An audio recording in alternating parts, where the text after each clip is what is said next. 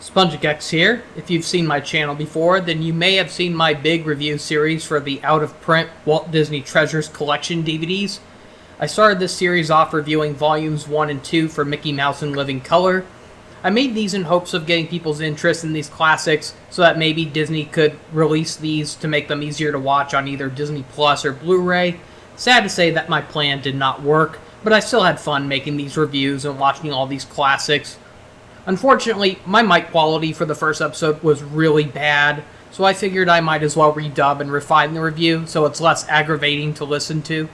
So to recap, this review does not contain reviews for the longer shorts like The Sorcerer's Apprentice, Mickey and the Beanstalk, Mickey's Christmas Carol, The Prince and the Pauper, or Runaway Brain, since I already did more in-depth standalone reviews for those shorts, but they are my favorite Mickey Mouse shorts of all time, with Sorcerer's Apprentice being my number one. So let's go back to 1935 and see how Mickey turned out after leaving the realm of black and white to show off his true colors. It all started with the band concert. Despite Walt Disney showing the first colored animation with flowers and trees in the 1930s, it took Mickey a few years later to finally join in on the wonders of colored animation. Despite not being the best example to show off how color could benefit Mickey's cartoons, I still think it's a great short regardless. Mickey is portrayed as a composer for a band who keeps getting interrupted by the hilarious hijinks of Donald Duck, who instantly became a fan favorite as he literally stole the show and would go on to star in the longest running set of colored shorts out of any Disney character. This also marked the color debut for Horace Horsecollar, Clarabelle Cow, and Goofy. A tornado appears as the band plays through the storm.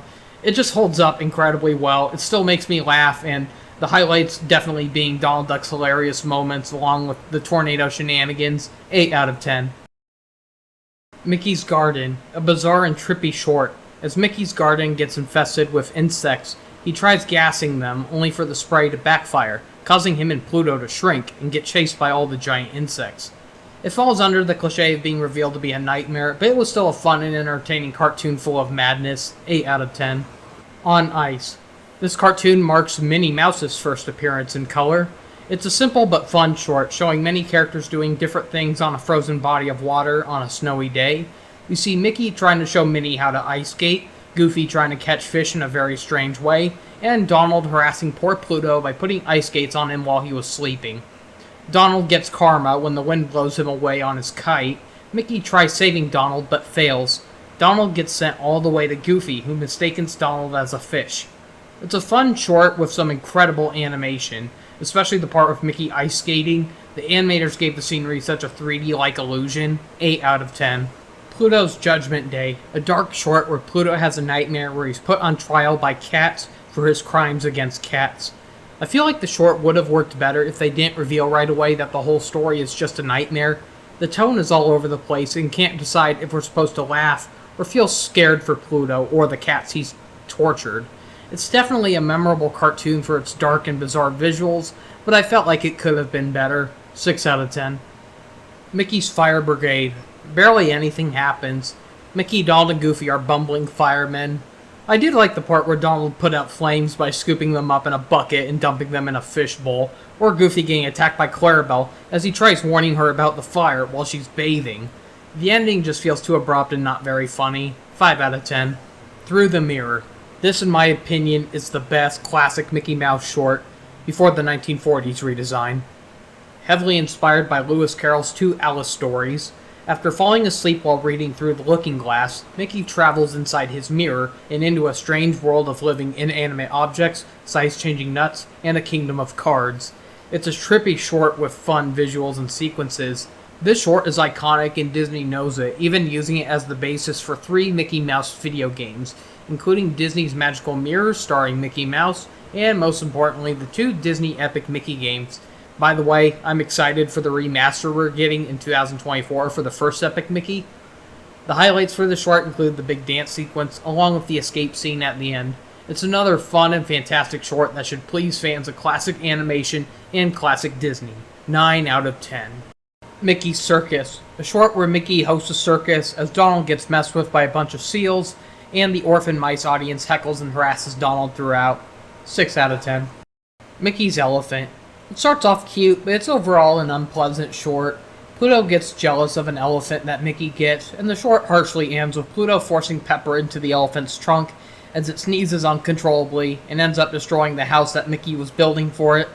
Meh, the elephant never would have been able to fit into it anyways. Then it destroys Pluto's house in the process. It was overall a mean-spirited short. Just watch the short, Mickey's Kangaroo instead. It's basically this, but a lot cuter. 4 out of 10. Mickey's Grand Opera. Why are there so many shorts of Mickey where it's nothing but characters one after the other going on stage to perform a little song or dance? There's so many of these that it's easy to get one mixed up with the other. In this short, Mickey hosts an opera starring Donald Duck and Clara Cluck as they sing with comical quacks and clucking sounds. It's a simple but very silly short with a pretty funny ending. 7 out of 10.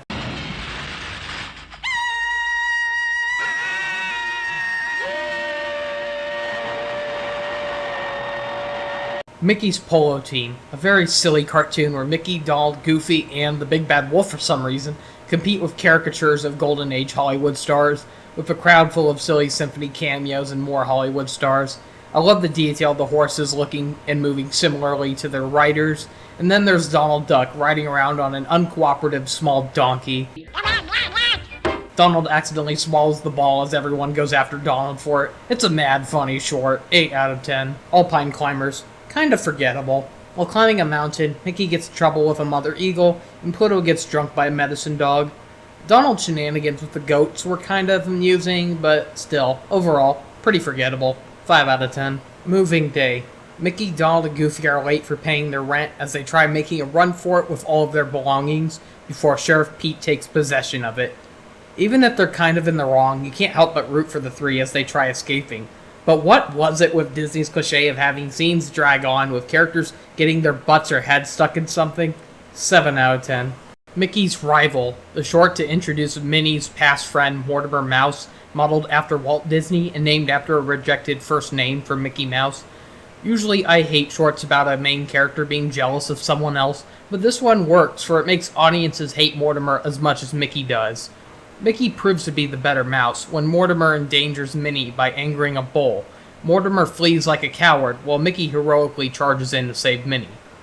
The two decide to forget about the whole thing and shake hands, leaving for a rather cute ending.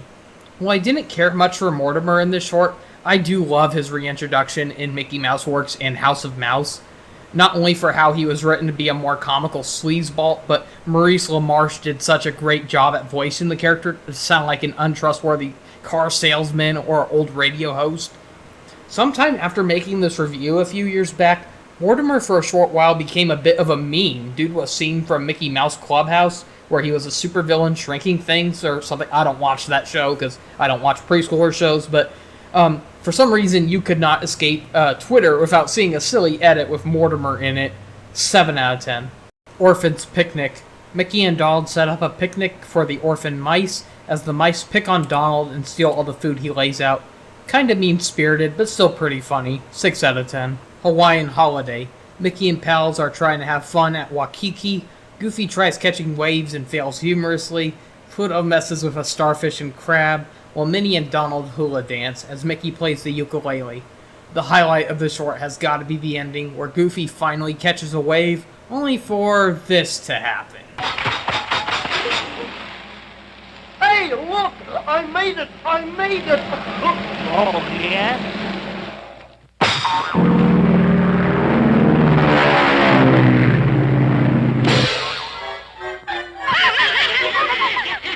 It's overall a funny and silly short. Disney even restored the short in HD for both Disney Plus and free viewing on YouTube. 8 out of 10. Moose Hunters. I honestly didn't care for this one. Mickey, Donald, and Goofy go moose hunting and fail. Most of the short is wasted on a long, unfunny scene of Donald and Goofy cross-dressing as a female moose as they try seducing a moose. I found it very repetitive and boring. 4 out of 10. The Worm Turns. Mickey invents a spray that can cause a weaker animal to turn the tables and overpower their attackers. We see a fly attack a spider, a mouse attack a cat attack Pluto, and Pluto attacks Pete as a dog catcher. For some reason, Mickey has no problem with putting his own dog in danger in this short. He even sprays a fire hydrant to attack Pluto at the end.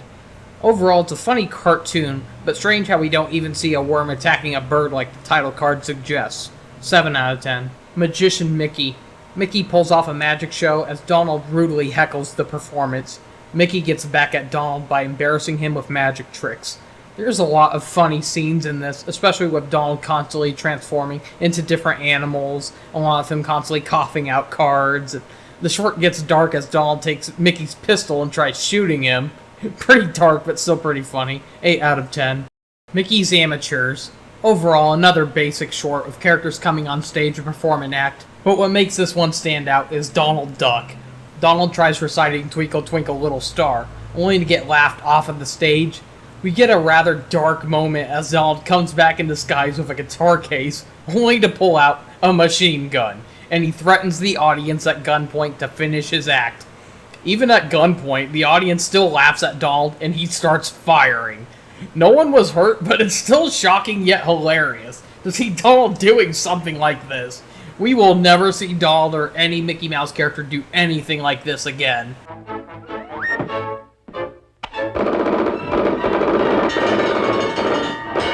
Again, it's a pretty basic short, but the dark and funny moments of Donald Duck made it worth the watch. 6 out of 10.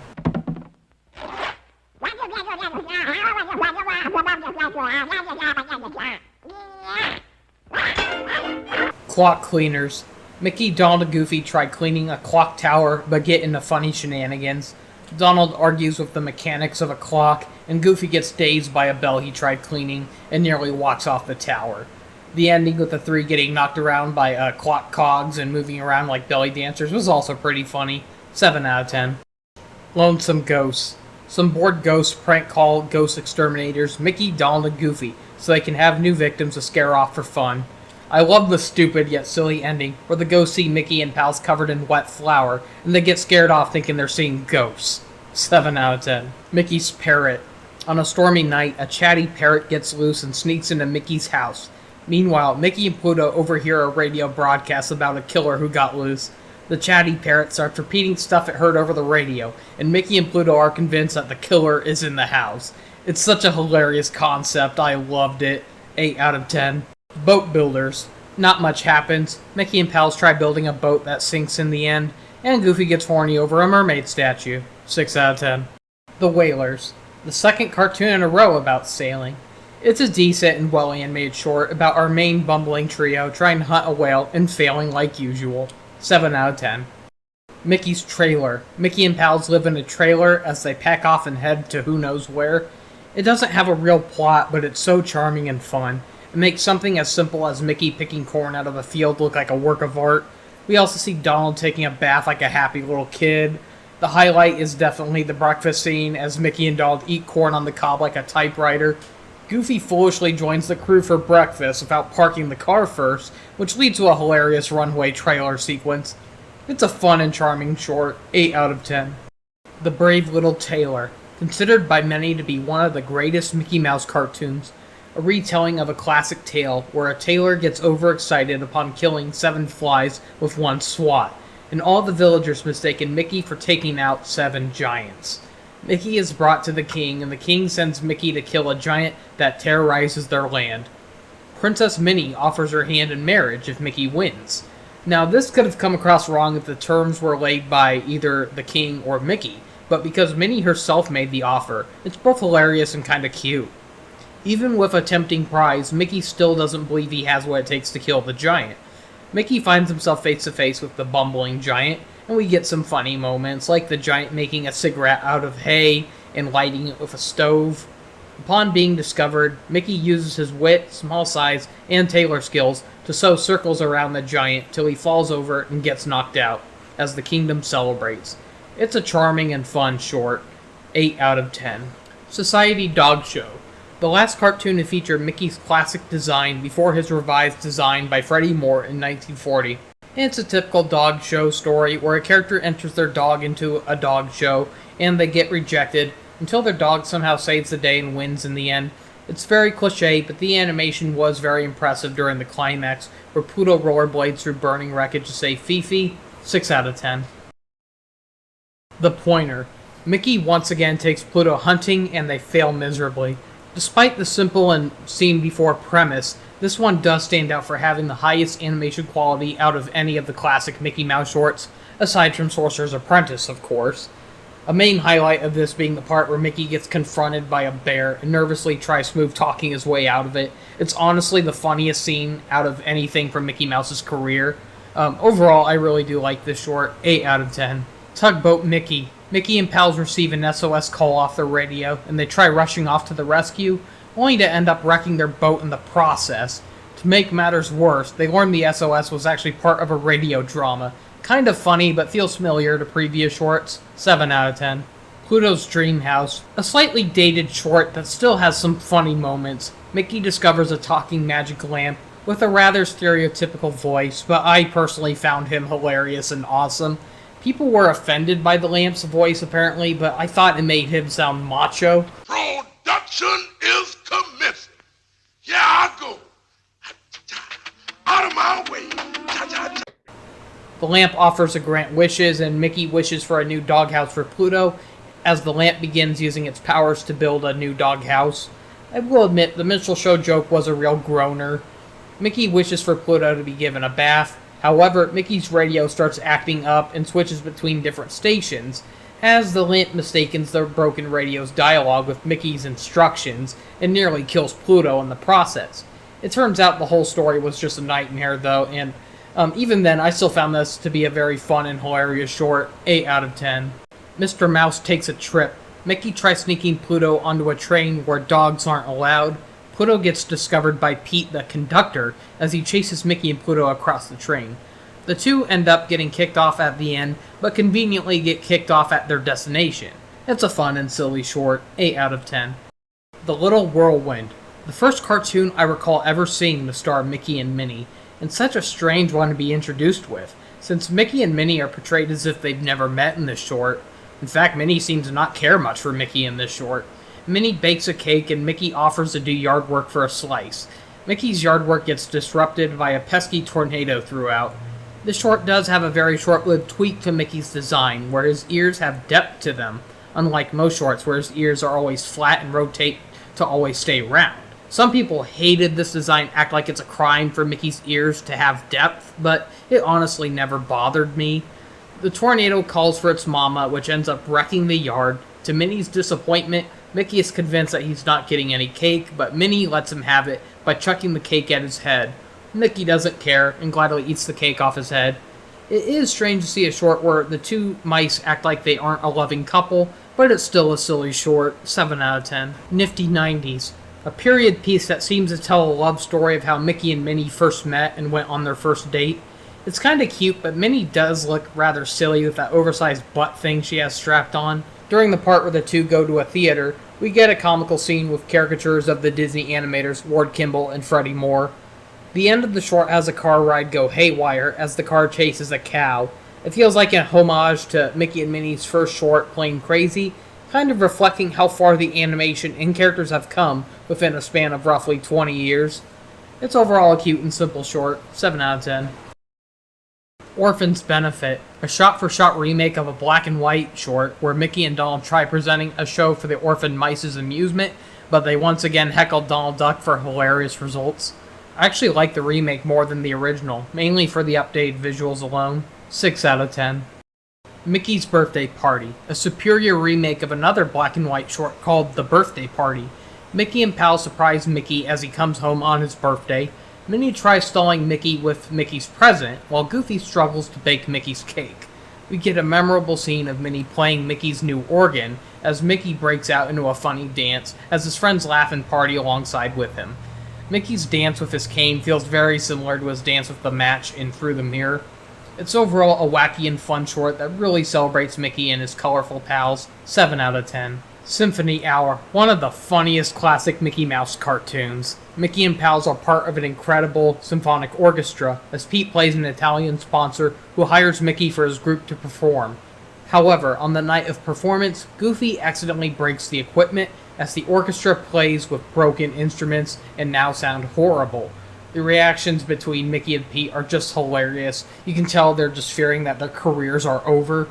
The funniest bits include Donald constantly trying to abandon ship, as Mickey keeps ordering Donald back to his spot, Mickey even holds Donald at gunpoint at one moment, and people say Mickey Mouse was always a boring character? To everyone's shock, the crowd loved it, marking one of the only few shorts where Mickey and Pete aren't portrayed as enemies. I think this short also served as the inspiration for the defunct Disney World opening day attraction, Mickey Mouse Revue, where Mickey conducted an orchestra made up of many different Disney characters in animatronic form. This is a fun and hilarious short, 8 out of 10. Mickey's delayed date. Minnie Mouse's last appearance before she was brought back about 40 years later with Mickey's Christmas Carol. In this short, Mickey forgot about his date with Minnie and tries meeting her to a dance before it's too late. However, Mickey left his ticket behind as Pluto chases after Mickey to bring the ticket. Mickey ends up running through so many misfortunes and looks like a mess. He makes it on time, but even Minnie looks like a mess. Luckily, it's because the dance they were going to was themed after hard times. As Mickey realizes he forgot their ticket, Pluto made it on time and hands the ticket over. Another simple yet silly short, 7 out of 10. Mickey Down Under. Not much happens in this one. Mickey and Pluto explore the outback, Mickey throws a boomerang throughout, the two get chased by a mad ostrich, and the short ends with the boomerang chasing the two. 5 out of 10. Mickey and the Seal. A charming short where a seal follows Mickey home from a zoo. Pluto tries warning Mickey about the intruder, but gets locked out for acting up. The seal hides in the bathtub as Mickey takes a bath, and Mickey starts slowly realizing that something strange is going on. Mickey discovers the seal and considers keeping him as a pet, but Pluto disapproves and Mickey returns the seal back to the zoo. However, the seal tells his friends about Mickey's bathroom, and the short ends with Mickey's bathroom being invaded by seals. It's a cute and charming short, 8 out of 10. Plutopia. A strange and abstract short with some dark moments. Mickey takes Pluto on vacation to a cabin, but finds out dogs aren't allowed inside and has to keep Pluto outside with a muzzle. Pluto dreams of a world where everything goes his way. Pluto receives a masochist cat butler who enjoys being punished. Pluto's dream escalates to him finding bones as if he just struck oil. Everything is perfect until Pluto bites a cat in real life and gets his dream disrupted as the cat attacks him. Definitely a strange and nonsensical cartoon, 7 out of 10. Raccoon Dog. The last classic short to use Mickey's 1940s design. Mickey takes Pluto hunting again, except for raccoons this time. Despite the very familiar premise, this one changes things up by having Pluto hunting for the raccoon's scent throughout, as the raccoon's scent is portrayed as a ghostly raccoon taunting Pluto. We get a funny scene where the raccoon tries hiding its scent with various animal scents, as Pluto keeps imagining the raccoon being mixed with other animals. Pluto even picks up his own scent at one point, mixing his image up with a frog. The ending was humorous as the coon steals Mickey's coonskin hat and pretends the hat is its baby in order to guilt Pluto and Mickey into not hunting down a mother raccoon. Overall, it's a very simple but fun short, 8 out of 10. Pluto's Party. Honestly, I'm not a fan of Mickey's redesign during the 1950s. He just looked off to me. In this short, Pluto wants to eat his birthday cake, but he gets abused by Mickey's bratty nephews throughout, and the jerks eat all of Pluto's cake without saving him a slice. Luckily, Mickey kept a slice behind for Pluto. Overall, it's just a short about a poor dog getting abused on his birthday by little kids. It's not very fun. 4 out of 10. Pluto's Christmas Tree. A Christmas story where Chip and Dale sneak into Mickey's house as Mickey decorates his Christmas tree. The chipmunks are fascinated as they explore the inside of the tree. The two get spotted and chased by Pluto throughout. Pluto knocks down the tree to Mickey's annoyance. Mickey notices the chipmunks and wants Pluto to get along with them since it's Christmas. As the group see Minnie, Donald, and Goofy outside caroling Deck the Halls. I guess this was actually Minnie's last classic appearance. Pluto tries howling along as Dale stamps a "Do Not Open Until Christmas" sticker across his mouth. This is a fun and charming Christmas cartoon, 8 out of 10. The Simple Things. It honestly shocked me to learn that such a simple short was the last short of Mickey Mouse produced during Walt Disney's life. It's just a simple short of Mickey taking Pluto fishing on a beach as the silly seagull keeps stealing Mickey's fish bait. We do get some funny scenes, like Pluto getting a clam stuck in his mouth as Pluto eats pepper, causing the clam to clatter and sneeze like crazy. The seagull also got a few funny moments. The short ends with the seagull messaging his friends about Mickey's fish bait, as the seagulls chase poor Mickey and Pluto away, as the seagull sails away on Mickey's bucket, eating the fish bait. 6 out of 10. It may feel like an anticlimactic farewell to Mickey's original run, but the name of the short does stay true to what made Mickey so beloved in the first place, and that answer is the simple things. People fell in love with Mickey Mouse over the simplest things, whether it was his shy and friendly nature, his sense of wonder and adventure, his love for his dog, his love for his girlfriend, or for his memorable best friends Goofy and Donald. Mickey's light-hearted stories entertained people throughout the Great Depression and lifted the spirits of many who were feeling down at the time.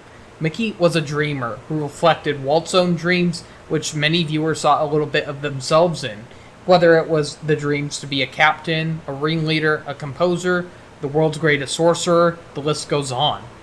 So even if the last classic Mickey Mouse short didn't give a suitable farewell to Mickey and Pals, it at least stayed true to why Mickey and Pals were so appealing to so many audiences, and the answer is the simple things. Again, thank you all so much for watching this review, whether you're revisiting this revised review or just stumbled upon this for the first time. I had a lot of fun watching these classic cartoons, both revisiting cartoons I remembered seeing from my childhood and discovering the ones that I've never seen before and giving my own thoughts on them. It's an experience I wish more people could discover for themselves, but it's likely never going to happen due to woke Disney being so ashamed of their history as they try to hide it like it doesn't exist. Well, here's some more mediocre years of nothing but painfully bad live-action remakes and more mediocre animated films like Wish. Can we get less of that and more things like Once Upon a Studio? Anyways, thank you all for watching, see you next time, and have a great day.